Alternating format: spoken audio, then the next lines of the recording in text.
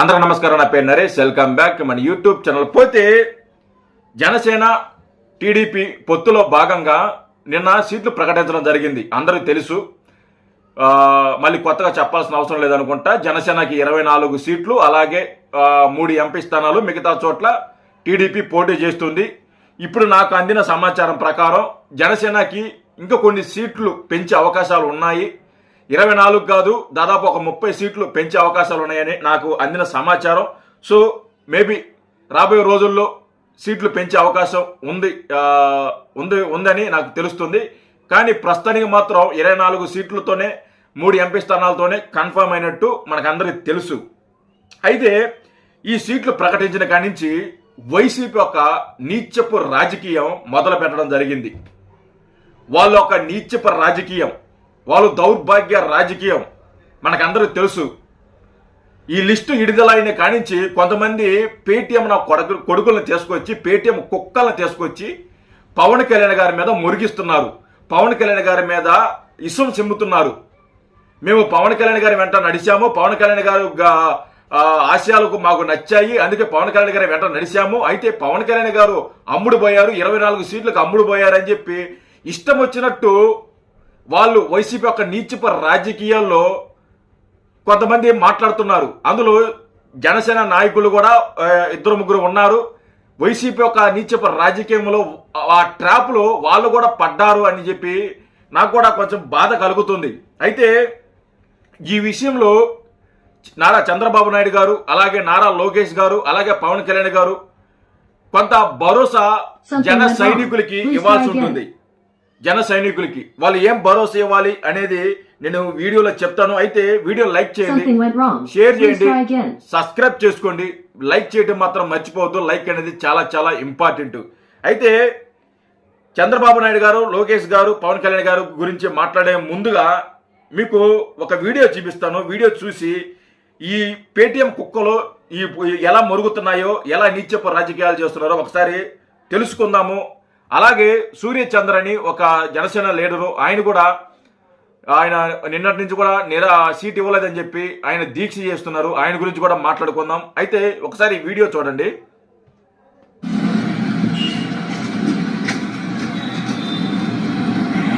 జనసేన జెండాలు, జనసేన ఫ్లెక్సీలు తగలబెడుతున్నారు. దాన్ని సాక్షి టీవీ లైవ్ కవర్ చేస్తుంది. సాక్షి టీవీలోనే వచ్చింది. సో మీకు ఈ పాటికి అర్థమైపోతుంది వీళ్ళు ఏ కుక్కలని చెప్పి. చూడండి.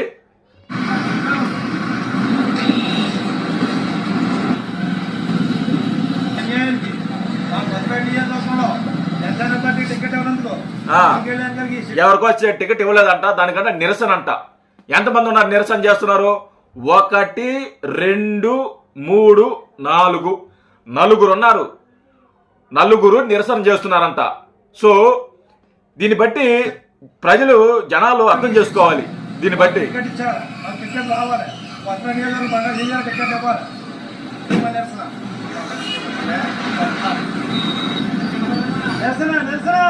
నిరసన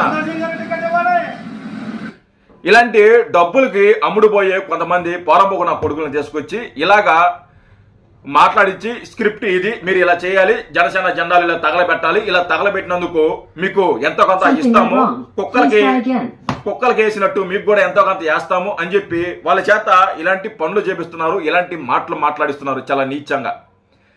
అయితే సరే, ఇలాంటి డబ్బుల కోసం కకృతిపడి ఆశపడి ఇలాంటి నీచపు పనులు చేస్తున్నారు అని అనుకోవచ్చు. కానీ జనసేన నిజంగా జనసేన ఆశయాలు నమ్మి, జనసేన సిద్ధాంతాలు నమ్మి, పవన్ కళ్యాణ్ గారు నమ్మి ఇన్ని సంవత్సరాలు, దాదాపు ఇన్ని సంవత్సరాలు నడిచిన నాయకులు కూడా అపార్థం చేసుకొని వాళ్ళు పార్టీని వీడుతున్నారు.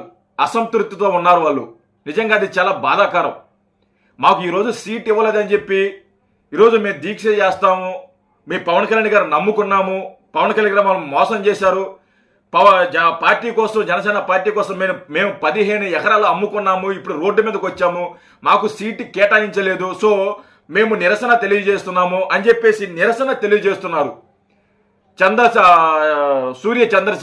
చంద్రశేఖర్ అనుకుంటా, ఆయన నిన్న నుంచి కూడా దీక్ష చేస్తున్నారు. నిజంగా చంద్రశేఖర్ గారు నిజంగా మీరు పవన్ కళ్యాణ్ గారి సిద్ధాంతాలను నచ్చి మీరు పార్టీలో చేరుంటే, పవన్ కళ్యాణ్ గారి సిద్ధాంతాలు నచ్చి మీరు పవన్ కళ్యాణ్ గారి వెంట నడుచుంటే ఈ రోజున మీరు ఇలాంటి ఒక పని చేయరు.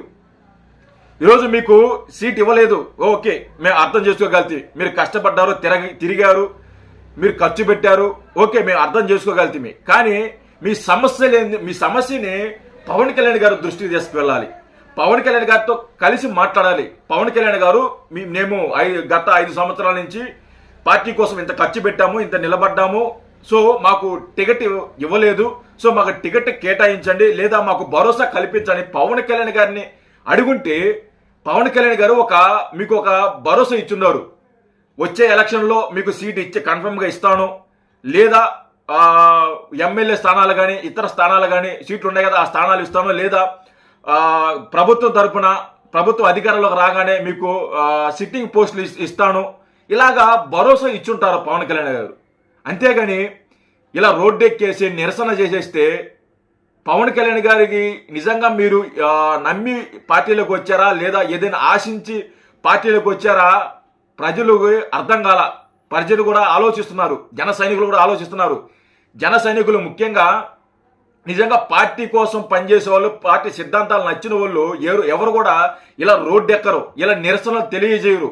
వాళ్ళకి అసంతృప్తి ఉంటే వాళ్ళలోనే పెట్టుకుంటారు. కానీ పవన్ కళ్యాణ్ గారిని విడిచిపెట్టే అవకాశం ఉండదు. జన సైనికులు నిజంగా జనసేన సిద్ధాంతాలు నచ్చిన వ్యక్తి అయితే ఇలాంటి పనులు చేయరు. ఈ రోజున మీరు సాక్షి ఛానల్లో కూర్చొని సూర్యచంద్ర ఆయన సాక్షి ఛానల్లో కూర్చొని ఈ రోజున సాక్షి టీవీకి ఇంటర్వ్యూ ఇస్తుందంటే దాన్ని బట్టి మనం అర్థం చేసుకోవాలి.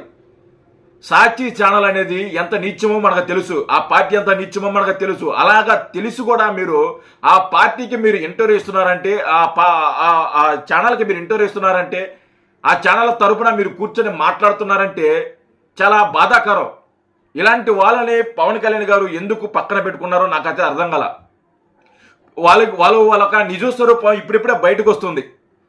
నిజంగా చంద్రశేఖర గారు సూర్యచంద్ర చేసేది నిజంగా చాలా పొరపాటు.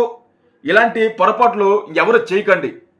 మీకు అసంతృప్తి ఉంటే మీరు వెళ్ళి పవన్ కళ్యాణ్ గారితో మాట్లాడండి, ఆయన భరోసా ఇస్తాడు. ఈ వీడియో సందర్భంగా చంద్రబాబు నాయుడు గారికి, నారా లోకేష్ గారికి ఒక విన్నపం మాది. నిజంగా మీరు 24 సీట్లు ఇచ్చారు, సరే పవన్ కళ్యాణ్ గారు ఎన్ని అడిగారు, మీరు ఎన్ని ఇచ్చారు, పవన్ కళ్యాణ్ గారు ఎన్ని తీసుకున్నారు, ఇది వేరే విషయం. కానీ జన సైనికులు కొంతమంది అసంతృప్తితో ఉన్నారు. వాళ్ళకి మీరు భరోసా కల్పించాలి. మీరు భరోసా కల్పించాలి అంటే రానున్న ఎలక్షన్లో ఎమ్మెల్సీ కానీ లేకుంటే ఇంకోటి మేజర్ కానీ ఇంకోటి చాలా పోస్టింగ్లు కానీ నామినేట్ పోస్టులు కానీ వీటన్నిటిలో కూడా మీకు 3వ వంతు సీట్లు మీకు ప్రకటిస్తాము.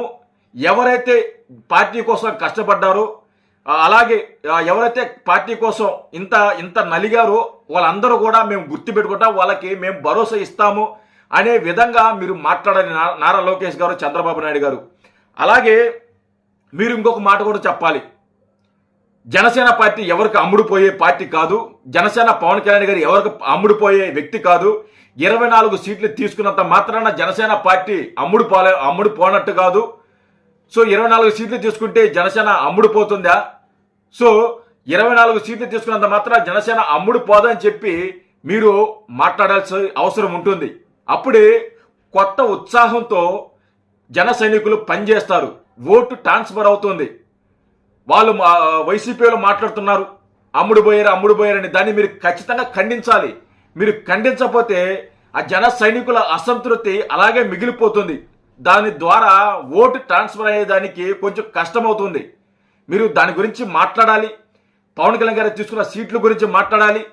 జన సైనికులు భరోసా కల్పించాలి. రానున్న ఎలక్షన్లో ఉన్న ప్రభుత్వం ఏర్పడిన తర్వాత నామినేట్ పోస్టులు వాటన్నిటి గురించి కూడా మేము అండగా ఉంటాము, మీకు సీట్లు కేటాయిస్తామని మీరు భరోసా కల్పించాలి జన సైనికులకి. మీరు ఇలా మాట్లాడిన ద్వారా అసంతృప్తి పోయేసి జన సైనికులు మరింత ఉత్సాహంతో మరింత శ్రద్ధతో కష్టపడి పని చేస్తారు. సో మీరు ఇలా మాట్లాడితే చాలా బాగుంటుంది. జన సైనికులు కూడా నేను తెలియజేస్తున్నాను, ఈ వైసీపీ ట్రాపులో ఎవరు పడద్దు. మీ అసంతృప్తి మాకు తెలుసు, నాకు కూడా అసంతృప్తి ఉంది. నేను ప్రతిసారి పొత్తు అన్నప్పుడల్లా కొంతమంది కామెంట్ చేస్తున్నారు, ప్రతిసారి పొత్తు అనొద్దన్నా మాకు మండుతుంది అని వాళ్ళు అడుగుతున్నారు. వాళ్ళకే కాదు, నాకు కూడా మండుతుంది. కానీ మనం ఏం చేయలేం, ఐస్ క్రీమ్ తినడం తప్ప మనం ఏం చేయలేం. సో చంద్రబాబు నాయుడు గారు, నారా లోకేష్ గారు ఈ మాటలైతే జనంలోకి తీసుకెళ్ళాలి. మీ సభల్లో ఈ విషయం మీరు మాట్లాడాలి. ఖచ్చితంగా జన సైనికులకి ఉన్న అసంతృప్తి మీరు పోగొట్టాలి. జై హింద్.